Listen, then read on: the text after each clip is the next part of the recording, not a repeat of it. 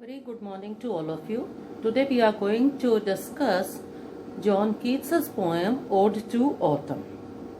Keats has lived a very short life and yet he has composed great poetry, and only his odes has made him so famous that one of the critics have said that if Keats had written nothing but these odes only, he would have been a very great poet. Keats desired that because he died an early death, he desired that on his tombstone should be written, "Here lies one whose name was written water." Keats's desire was that his name should be written water, but his poetry and especially his odes have made him an immemorial poet. Let us discuss today Keats's Ode to Autumn. Ode to Autumn is perhaps the most perfect of the great odes written by Keats. It is full of rich imagery and music and paints a picture of autumn with haunting vividness. It has a strong appeal and leaves us with a sense of the joy of autumn and opens our eyes to its beauties. It shows Keats's love for beauty in the concrete. The Ode to Autumn was written at Winchester in 1819 and it was published in 1820. Keats wrote to his friend Reynolds from Winchester on September 22nd, 1819. Quote, "How beautiful the season is now! How fine the air! A temperate sharpness about it. Really, without joking, chaste weather, giant skies. I never liked the stubble field so much as I now. Aye, better than the chilly green of the spring. Somewhere a subtle field looks warm. This struck me so much in my Sunday's walk that I composed upon it." Unquote. The beauty of the season was felt in the blood and felt along the heart, and the result was this perfect piece of nature lyric. Though Keats did not live to experience the autumn of his life, yet the autumn in nature he loved, and he attempted a poem to immortalize its beauties, its colors, its songs. In his poem, The Human Seasons, Keats sings, "4 seasons fill the measure of years. His soul has in its autumn." Keats's description of autumn in human life has the world's quiet soul, miss, idleness, fear. These words create atmosphere similar to the one created by the poet in his Ode to Autumn. The poet who wrote an ode to melancholy was the most proper person to write a poem on autumn. And he depicted autumn as a season of mist and mellow fruitfulness.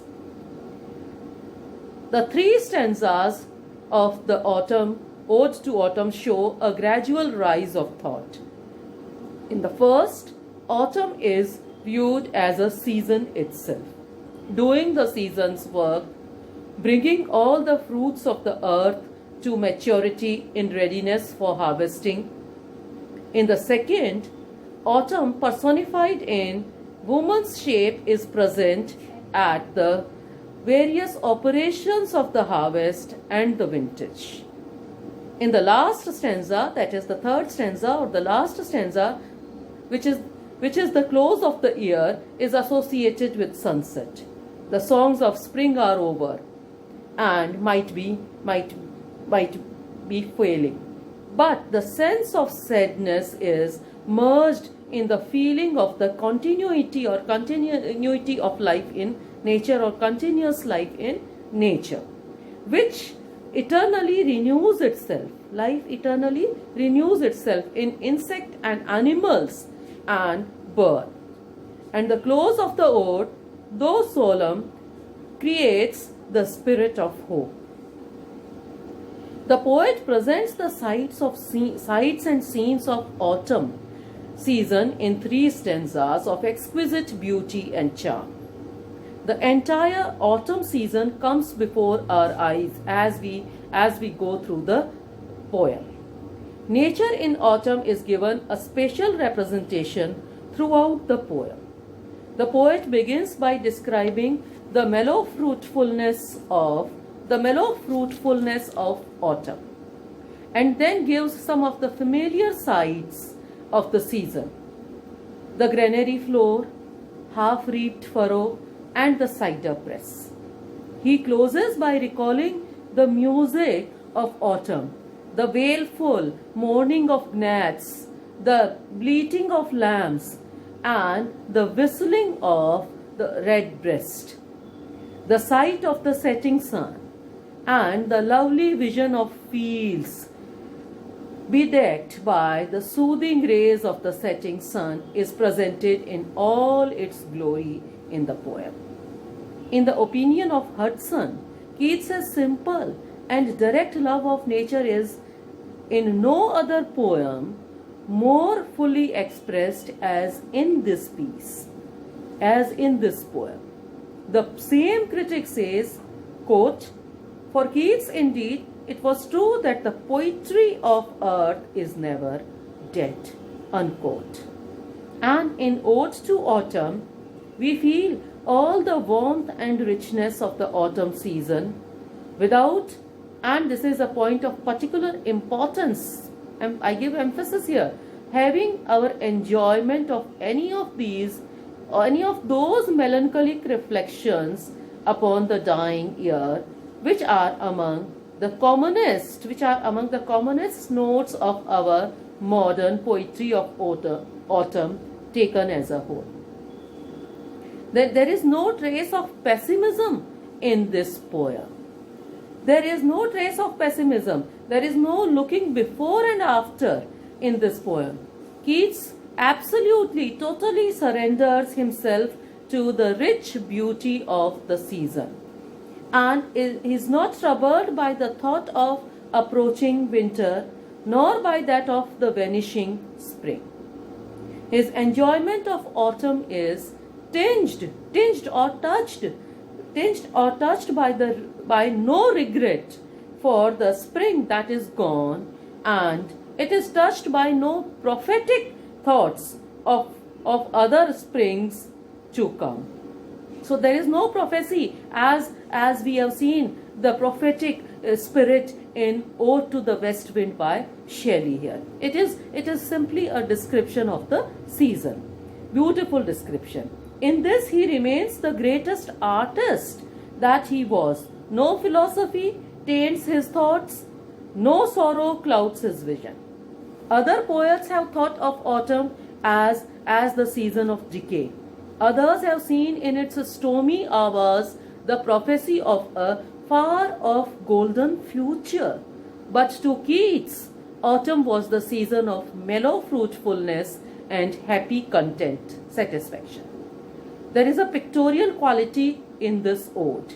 Ode to Autumn reveals Keats as a pictorial artist. The pictorial quality of the poem is well marked. A painter can paint the sights and scenes presented in the 3 stanzas on the canvas.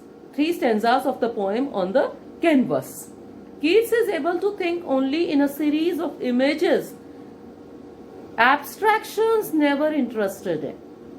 Beauty was by itself the end that he was in quest for. The poem is a masterpiece of the pictorial quality alone, apart from the other merits of the poem, is taken into consideration. The season of mists and mellow fruitfulness, the opening line itself is so powerful in its pictorial beauty. The season of mist and mellow fruitfulness lives again in the verse, growing with power and beauty. The picture of autumn, sitting careless on a granary floor with its hair soft lifted by the winnowing wind, has both beauty and impressiveness. The season thus described becomes essentially human and alive. The most outstanding thing to be noticed about the pictorial quality of Keats's poetry is that often his pictures are executed, that is painted with fewest words. He has not used many words or too many words to arouse our senses, to reach to the image which Keats has created in his poem. Keats never believed in elaborate descriptions. He knew that a picture often suffered by the crowding in of hazy and irrelevant details becomes ineffective. It doesn't convey sense properly. Then sensuousness in the ode is also important. It is one of the commonplaces of literary criticism in English to point to Keats's poetry as essentially a poetry of sensuousness or sensation. A famous remark made by Keats himself in one of his letters is frequently quoted in this connection. Keats, overwhelmed with beauty of the world, cried out, "Oh, for the life of sensation rather than of thought." Quote unquote. Nothing gave him greater delight than to excite his senses in every conceivable manner. Each sense is given its share of joy of the world. The eye is feasted on the most sumptuous colors and shapes. The ear is treated to all the melody and rhythm of nature. The nose is delighted by the sweetest perfumes or fragrances. The soft silken feel of blossoms and leaves thrills him, and his tongue is made to taste all that is sweet. In his odes, though he is essentially the poet of senses, he does not banish thought altogether. That is also equally true. Music, color, and movement. Music, color, and movement. These are the three important tools or the things through which he arouses sensation in his poems, are crowded into an exquisite little ode to autumn. There is music, there is color, and there is movement. Kinetic imagery is there. Moving imagery is there here. The glory of the autumn season has nowhere else been more vividly described, and nature in its kinetic form, because you see when I will be just now reading the first stanza, then you will see how the word maturing, the ing form of the verb, is utilized by the poet to convey the sense of movement in nature, or to convey the kinetic quality of nature. Its amazing beauty, which in no way inferior to that of the much lauded spring season, is vividly suggested in a series of glowing pen pictures. The autumn is so colorfully and realistically represented that one ceases to think of it as a mere season and begins to regard it as a human being subject to and reveling in all the sensations. Classical beauty of the Greek art, with all the magic of medieval romance, emerges very powerfully in the ode. The fascination of Keats's poetry is chiefly to be sought in the quaint mingling of all that is beautiful and universal in Greek art and medieval romance. Keats usually drew his inspiration from either of the two sources. Greek art, life and culture was first revealed to him in the pages of Chapman's Homer. He reveled in it as if he has discovered a hitherto unknown paradise. So Greek art is the first source of inspiration for him. The world of medieval romance, with its magic and mystery, was unfolded for him by Spenser's Fairy Queen. Here too he found a delightful escape from the ugliness and travail of human life. The Ode to Autumn is as perfect as a Greek statue and has all the mystery and colorfulness we associate with medieval romance. He has indeed managed to conjure up a lovely dreamland where all that is beautiful in the two worlds finds a place. There is a dignity and loftiness about this ode which we normally expect only in the masterpieces of Greek art. The influence of Greek art was there to a great extent on Keats's poetry, and that is reflected even in this ode also. Keats has introduced into such a framework all the sensuous beauty of medieval romance. The atmosphere of the season has nothing somber about it. It has a charm all its own and is lavishly endowed with color, perfume, sound, and movement. The beauty of the season is described with a rare facility of phrasing in the opening stanza of the poem, which I'll discuss in detail later on. In this direct and simple, innocent attitude to nature, Keats comes very close to the ancient Greeks. He makes the glad discovery of the benign conspiracy of nature between autumn and the sun. The autumn conspiring with sun. Okay? A myth which is wrought in the manner of old pagans. In the second stanza, the ageless activities of man in the lap of nature have been personified into four exquisitely reposeful pictures. These figures are no abstract figures or no abstractions. The repose and beauty of the season and the happy, fruitful labor of men blend and are converted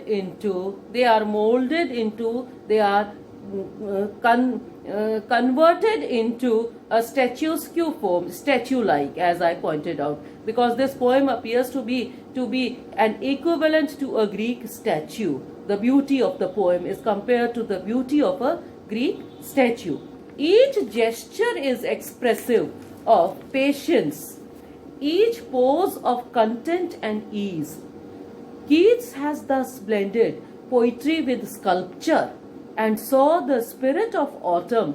So he saw the spirit of autumn as a Greek would have seen in human forms of firm outline and serene grace. Thus the poem exhibits Keats's Hellenism in its personification as well as in the statuesque effects. Then I'll discuss about the style of this poem. This ode differs from the other odes by Keats in form as well as in mood. The heart's pain, longing to escape from the sorrows of earthly existence are absent here. There is a remarkable unity of expression throughout the poem, and all the sights and scenes of nature converge to the glorification of autumn in a very compressed form, and all the three stanzas, each stanza is a unit by itself and conveying three different pictures of autumn season. There is a fine melody also here, and the music of autumn in its gnats and crickets is appreciated. Each stanza consists of 11 lines which are iambic, iambic lines of 5 foot each. The rhyme scheme varies a little in all the 3 stanzas. Then there is a comparison between Ode to Autumn and Ode to the West Wind, because Shelley's Ode to the West Wind also invokes autumn season, but in a very different manner. The Ode to the West Wind by Shelley and Ode to Autumn by Keats are the finest poems on the subject of autumn in English poetry, and hence comparison. In the Ode to the West Wind, Shelley describes west wind as the breath of autumn's being. The west wind blows in autumn, and Shelley has described the effect of the west wind on the earth, sky, and the sea. Side by side or simultaneously, the poet has combined his own personality with the movement of the wind, and he has made the poem autobiographical in character. Shelley's prophecy for future, his prophetic tone is also there. Shelley's prophecy for the future is also presented in Ode to the West Wind. Because the concluding line of the West Wind is very, very important, and it is often quoted. If winter, oh wind, if winter comes, can spring be far behind? On the other hand, Keats's poem is purely objective in character. In the Ode to the Autumn, the personality of the poet is kept absolutely outside the presentation of the sights and scenes of autumn described by Keats. Nowhere Keats himself as a person enters the poem. Keats beautifully describes the various sights and scenes of autumn and glorifies the season in all its majestic beauty. To him, spring is not only the season which is beautiful and musical. Autumn has its music, autumn has its beauty, autumn has its pictures, autumn has its fragrance. Neither does he care for the beauties of spring, nor does he feel sorry for the waste in nature during the autumn season. He has not brought in the waste which is done to nature, or done in autumn season to nature, as Shelley has done in Ode to the West Wind. The degeneration part is absent here, which is there in Shelley's poem. To him, autumn is as majestic as a spring. The secret of Keats's art in glorifying the autumn makes the ode quite distinct from Shelley's poem, or Shelley's Ode to the West Wind. The secret of Keats's art consists in taking the beauty of the present moment so completely into his heart that it seems an eternal possession, unquote, quote unquote. The poet is enraptured by the sight of autumn. He is enraptured by the sight of autumn, and he beautifully describes them with much gusto and enthusiasm in his heart. They do not allow the feelings of pessimism to enter the poem as it is done in Shelley's Ode to the West Wind. Shelley presents the destructive side of autumn. Keats its constructive and beautiful sides. Here I quote again. Both odes are masterpieces, and each is intense with the closest qualities of either poet. Every rift of the one loaded with ore, every line of the other winged with lyric impulse, unquote. And finally, when I come to the conclusion of this critical analysis or discussion of Ode to the Autumn, we would like to reach to the conclusion that Ode to Autumn is a unique example in English literature of poetry that is purely objective and descriptive. Quote unquote. Ode to a Nightingale, which is again written by Keats. The reader in Ode to the Nightingale, the readers will notice Keats's bitter experiences of human life. There is pessimism also there, which to season, which to him in his mood of pessimism is, which in his mood of pessimism is no more than a vale of tears. It brings all of us to tears as we read the sorrows, the pains, the miseries which are described in Ode to a Nightingale, the transitoriness of life. Keats himself could be traced in the Nightingale Ode. There is an autobiographical element present there. In Ode on a Grecian Urn, another famous ode by him, his solemn creed about the oneness of truth and beauty has been expressed. There is philosophy there in Ode to the Grecian Urn. But in Ode to the Autumn, there is no philosophy as such. In both these, the poet means to convey something. These odes are sorts of communications. The Grecian Urn has a message to deliver, but Ode to Autumn is a sample of pure poetry. It is poetry written for poetry's sake.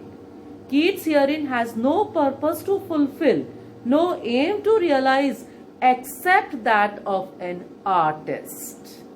Greek art brings in the poet Keats in a very different form, to different shape in front of the reader. From the point of workmanship or artisanship, this ode is a perfect piece of poetic art. Now I would like to discuss this poem stanza by stanza, and first I decide the first stanza of the poem, To Autumn. Autumn, season of mist and mellow fruitfulness, close bosom friend of maturing sun, conspiring with him how to load and bless with fruit the vines that round the thatch eaves run, to bend with apples and mossed cottage trees, and fill all fruit with ripeness to the core, to swell the gourd and plump the hazel shells with a sweet kernel, to set budding more and still more later flowers for the bees, until they think warm days will never cease, for summer has overbrimmed their clammy cells.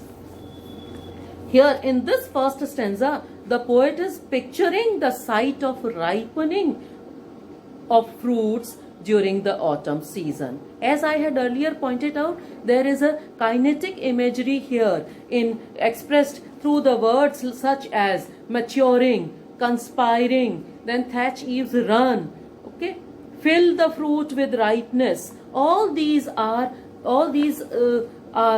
expressions are expressive of the activity in the nature that is going on, and the activity is the ripening of fruits, as nature is conspiring or planning with the sun in autumn season. Ripening of fruits during the autumn season. The autumn is the season of mists, which are formed as the water is drawn up from the earth by the strong heat of the sun. It is the time when the fruits ripen to their very core. The bright sun shines clearly in the sky, and all the fruits, apples, grapes, etc., are ripened to the full. There is a plentiful crop of fruits, juicy fruits and vegetables in this season. The vegetables are also pulped, they are also ripened. Because they grow thick with the pulp, it grows in size. The vines are covered with grapes, and the moss-covered trees of the cottage gardens bend with the weight of the apples which have ripened. As the size of the fruit increases, the branches of the trees they bend. Apples which have ripened to their core in the friendly. So the conspiracy here is a friendly conspiracy, friendly light of the sun, because the sun is helping the nature in the autumn season with the heat of the sun is helping the fruits to ripen, to grow sweet. The season of autumn, in the company of its friend, that is the sun, combines to develop the gourd and make the hazelnut grow sweet. Grow sweet. The kernel grows sweet within their shells and appear plump. The flowers that continue till the late season in autumn blossom abundantly. Bees suck up their pollen and go on collecting honey from the flowers, the blooming flowers, into their sticky hives, beehives. There is such a rich harvest of flowers in autumn, and so wide is the opportunity for bees to collect honey that they feel that summer season will never come to an end. Summer season will be eternal, it will continue forever. Already their beehives are overfilled with honey, and there is no space where they can keep their honey. It is dripping. So rich is the harvest that autumn provides them. So this is all about stanza 1. Now I move on to the second stanza. Who hath not seen thee? Thee means autumn. Often amid thy store. Sometimes whoever seeks abroad may find thee sitting careless on a granary floor, thy hair soft lifted by the winnowing wind, or on her half-reaped furrow sound asleep, drowsed with the fume of poppies, while thy hook spares the next swar and all its twined flowers, the opium flowers, twined like this. And sometimes like a gleaner, thou dost keep steady thy laden head across a brook, or by a cider press, with patient look, thou watchest the last oozings hours by hours. So now, in the second stanza, the poet moves on not only to describe the activity, but at the same time, the maturity of the season also. In this stanza, autumn is personified in the style of the Greeks. 4 pictures of autumn are presented by the poet. First, autumn is seen like a farmer sitting on the granary floor with the hair waving in the winnowing air. So, autumn as a winnower. The farmer, autumn, is sitting carefree without any worry on its tumult. Autumn is also seen in the form of a reaper who has been lured or allured to sleep by the fumes of the poppies, because poppies do have the quality of sending one's senses to sleep. It has the capacity to make one's senses faint. So in the second place, autumn is seen in the form of a reaper who is busy reaping the harvest of the poppies, and he is sent to sleep by the fumes of the poppies near his half-reaped furrow, the field. The reaper is seen holding in his hand the reaping hook, the swar, and leaving a line of corn only half mown. Mowing is cutting, and the tender flowers encircling them still left unharmed. Autumn is seen further in the form of a gleaner with sheaves of corn on his head, passing over a brook or a stream of water, crossing a stream of water or crossing a brook with a steady and firm feet, that is balancing his walk across the brook with the sheaves over his head, foot balancing the corn on his head. With his firm foot he is balancing the corn on his head. And again Autumn can be seen in the form of a farmer sitting near the cider press, watching the juice, apple juice being extracted or pressed out, coming out of the cider press for hours without any break, till the last drop oozes out, that is, comes out of that press. He keeps patience. So the autumn season is here personified in four different activities of the farmer: as a winnower, as a reaper, as a gleaner, and as a farmer sitting by the side of a cider press, waiting for the last minute oozings or the drops of the juice being extracted from the fruit which has been put into the cider press. Now, by personifying autumn, the poet desires to picture the familiar sights of autumn. In the autumn season, one comes across farmers sitting lazily and easily on the granary floor, watching the winnowing of their corn, reapers sleeping amidst the half-cut swath with their scythe, the instrument with which they cut, in their hands, their senses overtaken by the smell their senses overtaken by the smell of the opium or the poppies, and then the gleaners crossing the brook with sheaves of corn on their heads, and farmers sitting at familiar spots where the juice of apple is extracted from the cider presses. Farmers are sitting besides the cider presses, watching patiently for a long time the juice being pressed out of the fruits, the apples or the vines, drop by drop. The whole stanza represents Keats's pictorial quality as well as his Hellenism. That is, Hellenism is his love for Greek art. Now, the final stanza, which is about the music of the autumn season.